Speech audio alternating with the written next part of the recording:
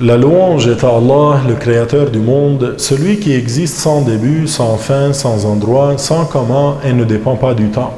Je demande à Allah d'élever les grades de notre maître Mohammed al-Amin, l'honnête, le véridique, celui qui a appelé à la religion de vérité, l'islam, qui est la religion de tous les prophètes, du premier Adam au dernier Mohammed.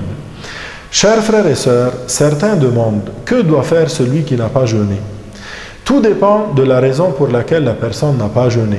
C'est en fonction de cela que sera déterminé le fait de devoir rattraper ou pas les jours non jeûnés, payer une compensation fidya ou pas, et effectuer une expiation ou pas. Il y a donc 4 cas. 1. Rattrapage uniquement. 2. Rattrapage et compensation. 3. Compensation seule. 4. Rattrapage et expiation.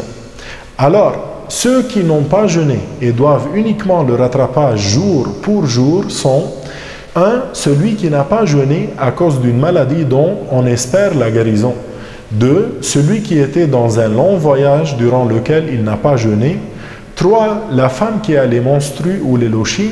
4. La femme enceinte et celle qui allait si elles ont peur pour elles-mêmes.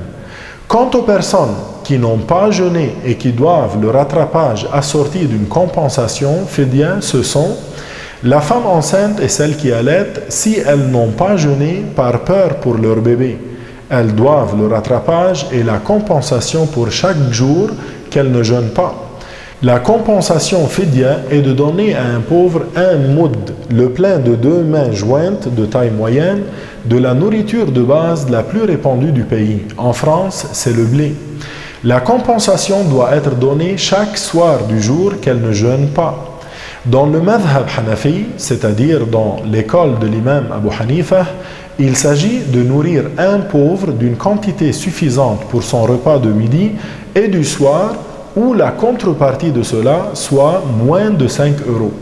Les personnes n'ayant pas à jeûner ni à rattraper leur journée non jeûnée, mais qui doivent verser une compensation fidya sont le vieillard qui ne supporte pas le jeûne ou qui en serait gravement affecté.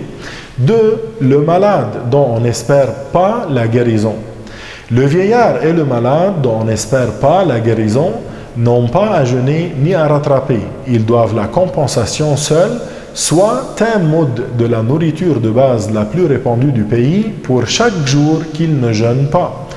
Quant à celui qui rompt le jeûne et qui doit le rattrapage ainsi que l'expiation, c'est celui qui a rompu son jeûne par un rapport sexuel durant la journée de Ramadan délibérément de son propre gré en se rappelant le jeûne et même s'il n'est pas sorti de lui du mani. Il doit rattraper cette journée qu'il a annulée, tout comme il doit l'expiation définie par la foi. Enfin, sachez que celui qui n'a pas jeûné délibérément durant Ramadan sans excuse et non à la suite d'un rapport tombe dans un grand péché. Il doit se repentir et rattraper jour pour jour dès le lendemain de la fête de la fin du jeûne, Eid al-Fitr, connu sous le nom de Al-Eid.